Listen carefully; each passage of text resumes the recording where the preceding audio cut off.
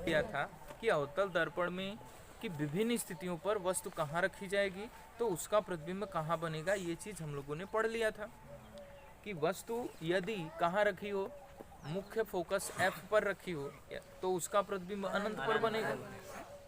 कहाँ बनेगा? अनंत पर बनेगा।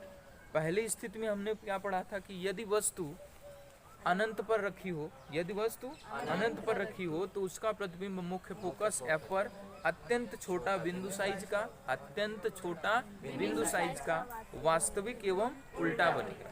पहली बात। दूसरी बात क्या पढ़ी थी कि यदि वस्तु वक्रता केंद्र C के परे हो, यदि वस्तु वक्रता केंद्र C के परे हो तो उसका प्रतिबिंब कहाँ बनेगा? मुख्य फोकस और वक्रता त्रिज्या के वक्रता केंद्र के बीच में, वक्रता केंद्र के बीच में बनेगा और वस्तु से कैसा रहेगा? छोटा बनेगा। प्रतिबिंब वस्तु से छोटा, वास्तविक एवं उल्टा बनेगा। अब इसके बाद तीसरा हमने पढ़ा था कि यदि वस्तु वक्रता केंद्र पर ही हो, यदि वस्तु वक्रता केंद्र पर ही हो तो उसका प्रतिबिंब वक्रता केंद्र पर ही वास्तविक एवं उल्टा, वास्तविक समान साइज का एवं उल्टा बनेगा। यानी कि वक्रता केंद्र पर यदि है तो प्रतिबिंब वक्रता केंद्र पर ही बनेगा, समान साइज का वास्तविक एवं उल्टा बनेगा। चौथी स्थिति में हमने पढ़ा कि यदि वस्तु वक्रता केंद्र और मुख्य फोकस के बीच हो, यदि वस्तु वक्रता केंद्र और मुख्य फोकस के बीच रखी हो तो उसका प्रतिबिंब वक्रता केंद्र के परे, वक्रता केंद्र के परे वस्तु से बड़ा, वस्तु से बड़ा वास्तविक एवं उल्टा बनेगा। इसके बाद पांचवी स्थिति में कि यदि वस्तु मुख्य फोकस पर हो, यदि वस्तु मुख्य फोकस पर हो तो उसका प्रतिबिंब कहाँ बनेगा? अनंत पर बनेगा। कहाँ बनेगा? अनंत पर बनेगा और अत्यधिक विवर्धित, अत्यधिक विवर्धित वस्तु से इतना बड़ा बन जाएगा कि भाई जिसकी हम कल्पना नहीं कर सकते, बहुत बड़ा बन जाएगा। और यह प्रतिबिंब कैसा रहेगा? वास्तविक एवं उल्टा, वास्तविक एवं उल्टा रहेगा। इसके बाद हम लोगों ने लास्ट में पढ़ा था कि यदि वस्तु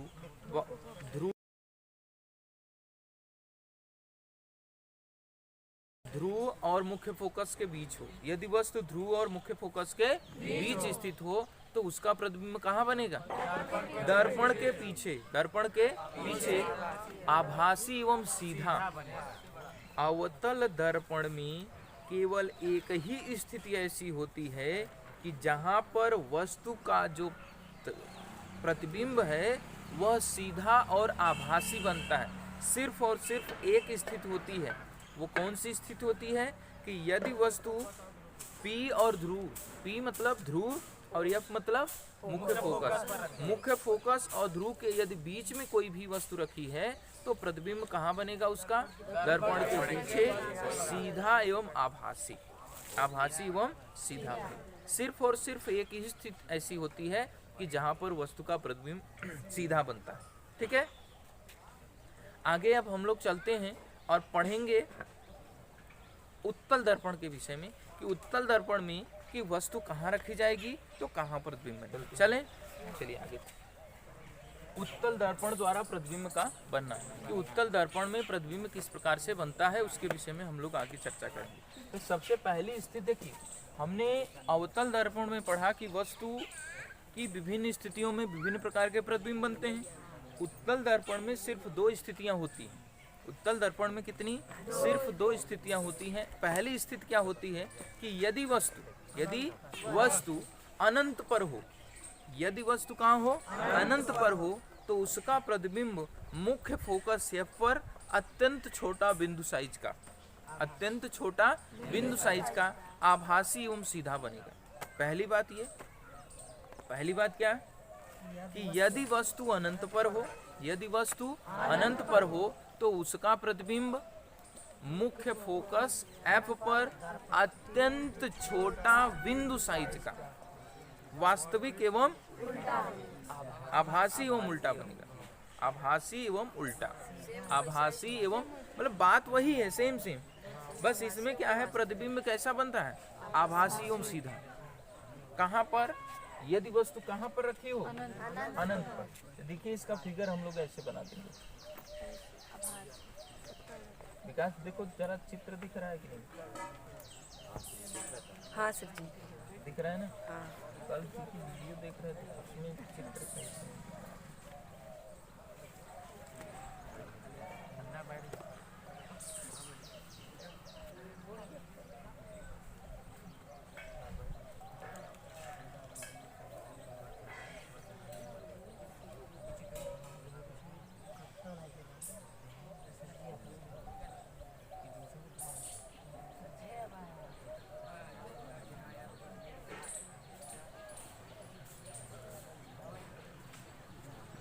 फैलत है।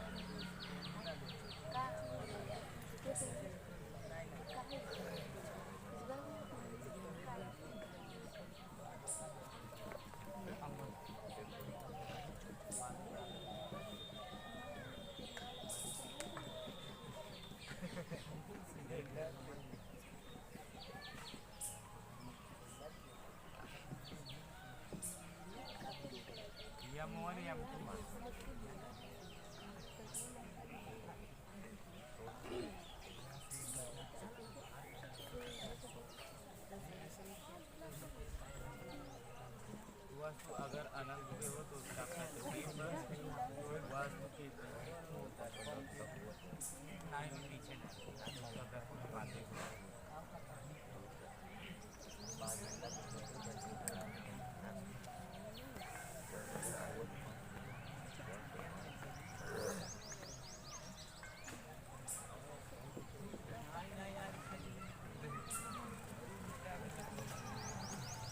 चलिए देखें तो हम लोग देखते हैं इसमें पहला नियम, पहला उत्तल दर्पण द्वारा प्रतिबिंब का बनना। हम लोग क्या पढ़ रहे हैं? उत्तल दर्पण द्वारा प्रतिबिंब का बनना, कि उत्तल दर्पण में प्रतिबिंब किस प्रकार से बनता है। इसके पहले हम लोगों ने क्या पढ़ा था? अवतल दर्पण में प्रतिबिंब का बनना, अवतल दर्पण में प्रतिबिंब का बनना। अब हम लोग पढ़ने वाले हैं क्या? उत्तल दर्पण में प्रतिबिंब का बनना, कि उत्तल दर्पण में प्रतिबिंब किस प्रकार से बनता है। तो सबसे पहली स्थिति इसमें क्या होती है कि यदि वस्तु अनंत पर हो, यदि वस्तु कहाँ हो? अनंत पर हो। यदि वस्तु कहाँ रखी हो? अनंत पर। अनंत पर जैसे कि मान लीजिए जो तारे होते हैं, चंद्रमा है, सूर्य है, ये सब अनंत दूरी पर है। तो इसलिए हम कह सकते हैं कि यदि वस्तु अनंत दूरी पर हो, यदि वस्तु अनंत दूरी पर हो तो उसका प्रतिबिंब किस में बात हो रहा है? उत्तल दर्पण में। यदि वस्तु अनंत पर हो तो उसका प्रतिबिंब दर्पण के पीछे, दर्पण के पीछे मुख्य फोकस पर, दर्पण के पीछे मुख्य फोकस एफ पर अत्यंत छोटा बिंदु साइज का, अत्यंत छोटा बिंदु साइज का आभासी एवं सीधा, आभासी, कैसा? आभासी एवं सीधा बनेगा। कैसा बनेगा? आभासी एवं सीधा। कब? जब वस्तु कहाँ रखी हो? यदि वस्तु अनंत पर रखी हो, उत्तल दर्पण में के सामने यदि वस्तु अनंत पर रखी हो तो उसका प्रतिबिंब दर्पण के पीछे, दर्पण के पीछे मुख्य फोकस एफ पर अत्यंत छोटा बिंदु साइज का, अत्यंत छोटा बिंदु साइज का आभासी एवं सीधा, आभासी एवं सीधा, यानी कि उसका प्रतिबिंब कैसा बनेगा? आभासी एवं सीधा। ठीक है, समझ में आ रहा है? अब नोट करिए इसको।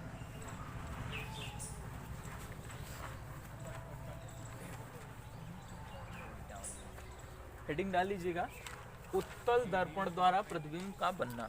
हेडिंग डालिए कॉपी में अपने, सभी लोग कॉपी लेके लिखते रहें, कॉपी कलम लेकर लिखते रहें। ठीक है, हेडिंग डालिए पहला, मतलब हेडिंग डाल लीजिएगा उत्तल दर्पण द्वारा प्रतिबिंब का बनना। हेडिंग डाल लिए सभी लोग? हेडिंग डाल लिए, उत्तल दर्पण द्वारा प्रतिबिंब का बनना। अब इसमें पहला लिखिए, पहला, यदि वस्तु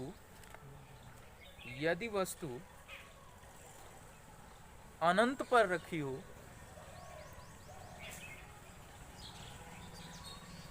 यदि वस्तु अनंत पर रखी हो, यदि वस्तु अनंत पर रखी हो तो उसका प्रतिबिंब दर्पण के पीछे,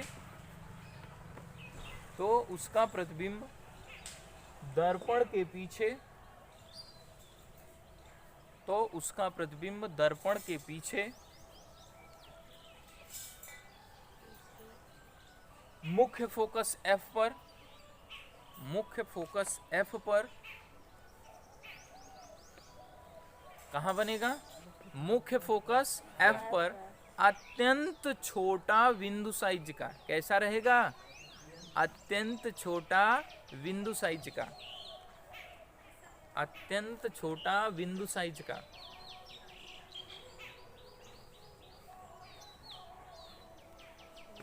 आभासी एवं सीधा, आभासी एवं सीधा बनेगा, आभासी एवं सीधा बनेगा। नोट हो गया?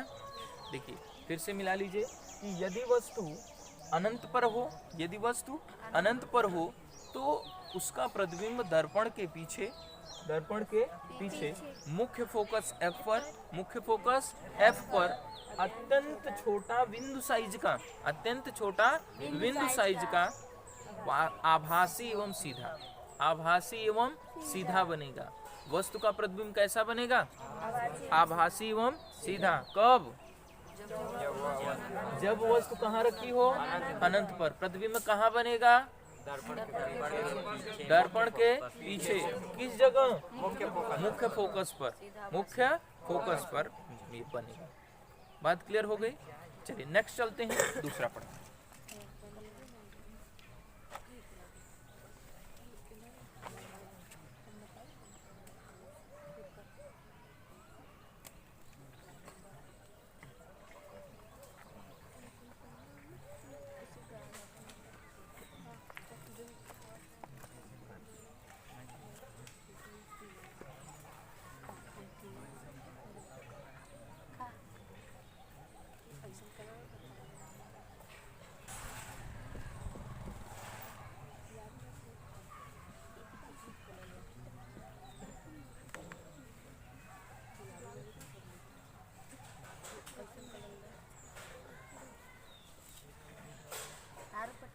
चलिए दूसरा वाला हम लोग देखते हैं। दूसरा स्थिति क्या होता है? पहला स्थिति हम लोगों ने पढ़ लिया। पहली स्थिति यदि वस्तु अनंत पर हो, यदि वस्तु अनंत पर हो तो उसका प्रतिबिंब कहाँ बनेगा? दर्पण के पीछे मुख्य फोकस पर अत्यंत छोटा बिंदु साइज का, अत्यंत छोटा बिंदु साइज का आभासी एवं सीधा बनेगा। अब दूसरी स्थिति हम लोग समझते हैं कि दूसरी स्थिति क्या होगी। तो दूसरी स्थिति क्या होगी, चलिए देखते हैं। तो दूसरी स्थिति देखिए कि यदि वस्तु कहाँ पर रखी हो, देखिएगा ध्यान से समझिए। यदि वस्तु P, ये क्या है? ये ध्रुव है, और इधर क्या है? इधर, इधर अनंत है। तो हम कह सकते हैं कि यदि वस्तु अनंत और ध्रुव के बीच, अनंत, अनंत और ध्रुव के बीच, यानी कि कहीं भी वस्तु रखी है, अनंत और ध्रुव के बीच वस्तु कहीं रख दीजिए, कहीं भी रख दीजिए वस्तु, उसका प्रतिबिंब हमेशा कहाँ बनेगा? दर्पण के दूसरी तरफ, दर्पण के दूसरी तरफ ध्रुव और F के बीच में, ध्रुव और F के बीच में वस्तु से छोटा, वस्तु से छोटा सीधा एवं आभासी, आभासी एवं सीधा बनेगा। मतलब सीधा सीधा ये समझिए कि यदि वस्तु अनंत पर है तब तो उसका प्रतिबिंब मुख्य फोकस पर बनेगा, अत्यंत छोटा बिंदु साइज का। लेकिन अनंत और दर्पण के ध्रुव के बीच कहीं भी रखी हो, अनंत, इधर देखिए, इधर क्या है? इधर अनंत है। अनंत से लेकर कहाँ तक? ध्रुव तक कहीं भी वस्तु रख दीजिए, इसके बीच में कहीं भी रख दीजिए, कहाँ बनेगा? दर्पण के पीछे, दर्पण के पीछे ध्रुव और मुख्य फोकस के बीच में, ध्रुव और मुख्य फोकस के बीच में वस्तु से छोटा, वस्तु से छोटा, वस्तु से छोटा, सीधा एवं आभासी, सीधा एवं आभासी बनेगा। बात क्लियर हुई? इसको नोट करिए, सभी लोग नोट करिए। दूसरा नोट करिए, बोले लिखिए, यदि वस्तु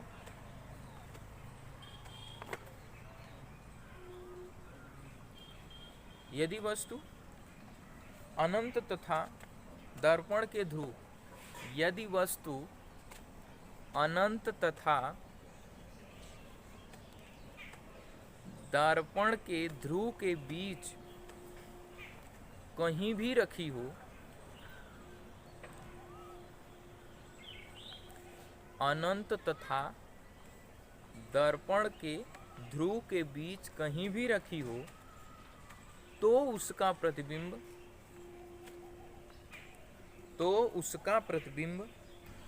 दर्पण के पीछे ध्रुव तथा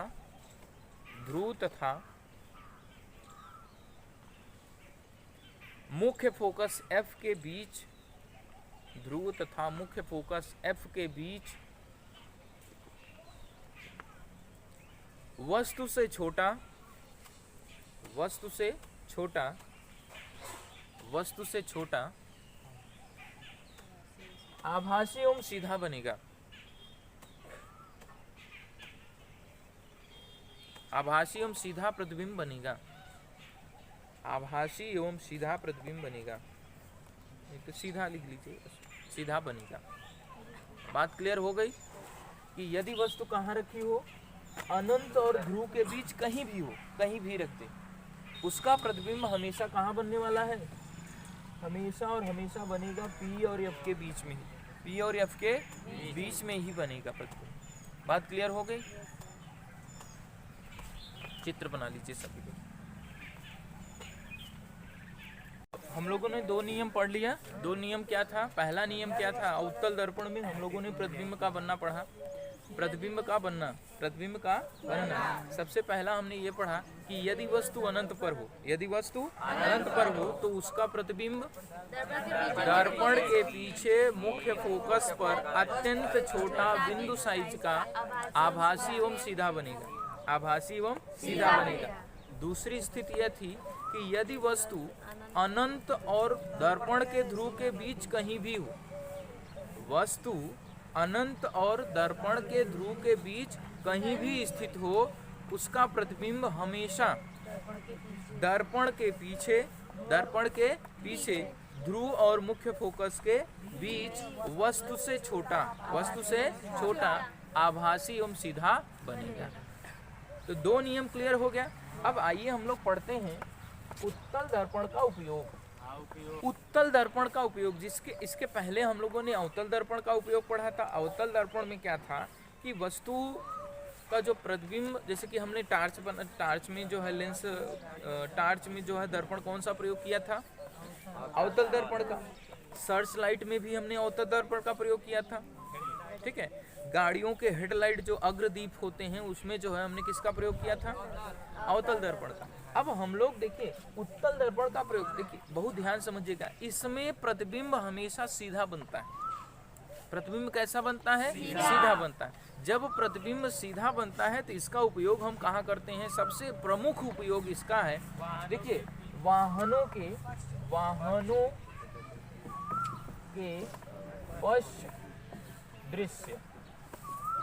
पश्च दृश्य, जिसको हम लोग साइड मिरर भी बोलते हैं, साइड।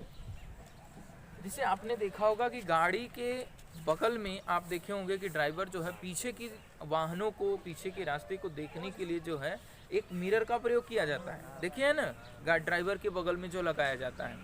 अब उसमें आप ध्यान से देखेंगे तो उसमें पीछे आने वाली वाहनों का प्रतिबिंब बनता है, चित्र बनता है, और बहुत दूर भाग यानी बहुत बड़े क्षेत्र को वो छोटे क्षेत्र में दिखाने का काम करता है। बहुत बड़े क्षेत्र को छोटे क्षेत्र में दिखाने का काम करता है। कौन? उत्तल दर्पण। इसी वजह से हम लोग इसको वाहनों के पश्च दृश्य के लिए किस दर्पण को वरीयता देते हैं? उत्तल दर्पण का। उत्तल दर्पण का को वरीयता देने का सबसे बड़ा कारण यही है कि यदि हम, अब देखिएगा इसका मज़ेदार उपयोग क्या है कि जैसे आप ड्राइवर गाड़ी चला रहा है, अब अगर हमने लगा दिया अवतल दर्पण, हम जानते हैं कि अवतल दर्पण में प्रतिबिंब कैसा बनता है? उल्टा बनता है। और जब उल्टा बन जाएगा तो ड्राइवर जो गाड़ी चलाएगा तो पीछे देखेगा कि बाप रे, तो गाड़ी तो उल्टा चल रही है। अब जब उल्टा जब देखेगा तो क्या हो जाएगा? पगला जाएगा, एकदम पगला जाएगा, कहेगा कि अरे ये तो उल्टा आ रहा है, धड़ाम से ब्रेक मार देगा और पीछे वाला धड़ाम से मारेगा, उसको एक्सीडेंट हो जाएगा, तो प्रॉब्लम हो जाएगी कि नहीं? तो इसको रोकने के लिए प्रतिबिंब सीधा बनाने के लिए हम लोग किस दर्पण का उपयोग करते हैं? उत्तल दर्पण का। इसी वजह से जब कभी भी गाड़ियों में दर्पण पीछे देखने के लिए दर्पण का उपयोग किया जाता है तो वरीयता किसको देते हैं? उत्तल दर्पण को। किसको वरीयता देंगे? उत्तल दर्पण को। अच्छा, आप कभी कभी देखिएगा, कभी ताजमहल देखने या लाल किला देखने जाएंगे तो उसमें आप देखिएगा कि ताजमहल या उसके दीवारों में छोटे छोटे उत्तल दर्पण लगे होते हैं, बहुत छोटे छोटे। आप देखेंगे तो जाके तो उसमें बहुत छोटे छोटे दर्पण दिखाई देंगे आपको, जिसमें उसका पूरा का पूरा प्रतिबिंब दिखेगा। यानी कि आपने कभी देखा होगा कि छोटे छोटे भाग में पूरा भाग दिखता है। कभी कभी आपने ऐसा दर्पण देखा होगा कि कई खाने रहेंगे, जैसे कि मान लीजिए इस प्रकार से है, ऐसे ऐसे बने रहेंगे, सब छोटे छोटे बने रहेंगे और सब में वही चीज दिखेगा। अब आप सोचिए कि छोटा छोटा भाग दिख रहा है, इतने में बहुत ढेर सा भाग दिख रहा है, इसका मतलब ये कौन सा दर्पण है? उत्तल दर्पण। चूंकि उत्तल दर्पण बहुत बड़े क्षेत्र को छोटे क्षेत्र में दिखाने का काम करता है। बात समझ रहे हैं कि उत्तल दर्पण में बहुत बड़े भाग को छोटे भाग में दिखाने का काम किया जाता है। बात क्लियर हुई? समझ में आया सबको? चलिए आगे देखते हैं। तो हम जान गए कि भाई उत्तल दर्पण का प्रयोग वाहनों में पश्च दृश्य के लिए क्यों किया जाता है। तो क्यों किया जाता है, सोचिए, बताइए।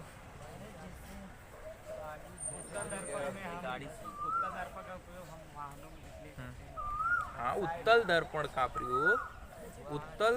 का प्रयोग हम पश्च दृश्य के लिए इसलिए, देखिए अभी इसके आगे आप जब क्वेश्चन के विषय में चर्चा करेंगे तो वहां पर एक क्वेश्चन मिलेगा आपको कि वाहनों के पश्च दृश्य के लिए उत्तल दर्पण को क्यों वरीयता दी जाती है। तो हम यहाँ पर सीधा और साधारण सा उत्तर लिखेंगे। क्या लिखेंगे?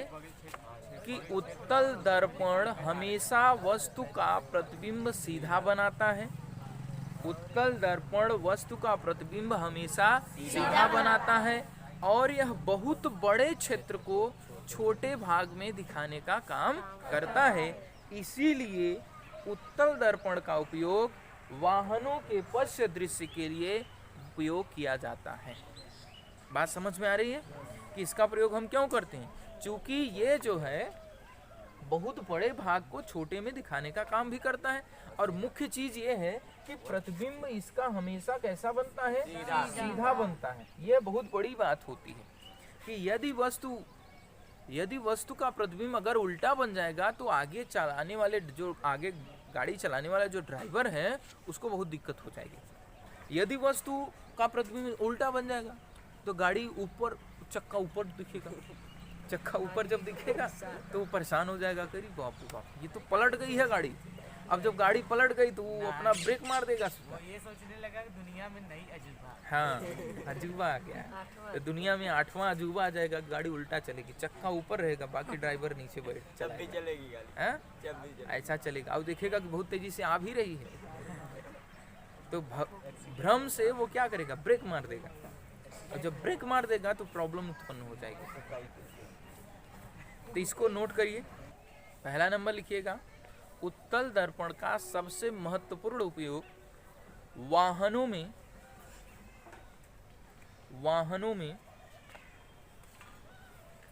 पश्च दृश्य के लिए किया जाता है। पश्च दृश्य के लिए किया जाता है। किसके लिए किया जाता है? पश्य दृश्य के लिए, क्योंकि यह वस्तु का हमेशा सीधा प्रतिबिंब बनाता है, और बहुत बड़े क्षेत्र को छोटे भाग में दिखाने का काम करता है। बात क्लियर हो गई? तो आपसे यदि पूछ लिया जाए कि वाहनों के पश्य दृश्य के लिए उत्तल दर्पण का उपयोग क्यों किया जाता है, या इसको वरीयता क्यों देते हैं, तो हम क्या बताएंगे? क्योंकि यह वस्तु का हमेशा प्रतिबिंब सीधा बनाता है और बहुत बड़े क्षेत्र को छोटे भाग में दिखाई देने का काम करता है। इसी वजह से हम इसको जो है वरीयता देते हैं कि वाहनों के पीछे देखने के लिए हम इसका उपयोग करते हैं। बात क्लियर हो गई? आगे चलें कि अवतल दर्पण के मुख्य फोकस की परिभाषा लिखिए। अवतल दर्पण के मुख्य फोकस की परिभाषा लिखिए। तो अवतल दर्पण के मुख्य फोकस की परिभाषा क्या होती है? अवतल दर्पण की मुख्य अक्ष के समांतर चलने वाली प्रकाश किरणें परावर्तन के पश्चात जिस बिंदु पर मिलती हैं या जिस बिंदु से गुजरती हैं उसे अवतल दर्पण का मुख्य फोकस कहते हैं। बात क्लियर? अच्छा, एक क्वेश्चन आपके एक गोलीय दर्पण की वक्रता त्रिज्या, गोलीय दर्पण की वक्रता त्रिज्या, गोलीय दर्पण की वक्रता त्रिज्या, वक्रता त्रिज्या आर का मान दिया है 20 सेंटीमीटर। कितना दिया है? 20 सेंटीमीटर दिया गया है। इसकी फोकस दूरी हमें निकालना है। क्या निकालना है? फोकस दूरी हमको निकालना है। क्या निकालना है? फोकस दूरी एफ हमको निकालना है। एफ क्या करना? याद करना। हम सभी जानते हैं, आपको बताया गया था शुरू में ही कि हम जानते हैं कि क्या जानते हैं? एफ बराबर आर बटा 2। क्या सभी को पता है कि मुख्य फोकस त्रिज्या की आधी होती है, वक्रता त्रिज्या की आधी होती है। तो यहाँ पर हम लोग मान रख देंगे 20 सेंटीमीटर और बटा 2, तो कट कर देंगे तो 10 आएगा, यानी एफ बराबर आपका कितना आ गया? 10 सेंटीमीटर। ये आपका उत्तर हो गया। तो फोकस दूरी कितना आ गया? 10 सेंटीमीटर। समझ में आया? नोट कर लीजिए।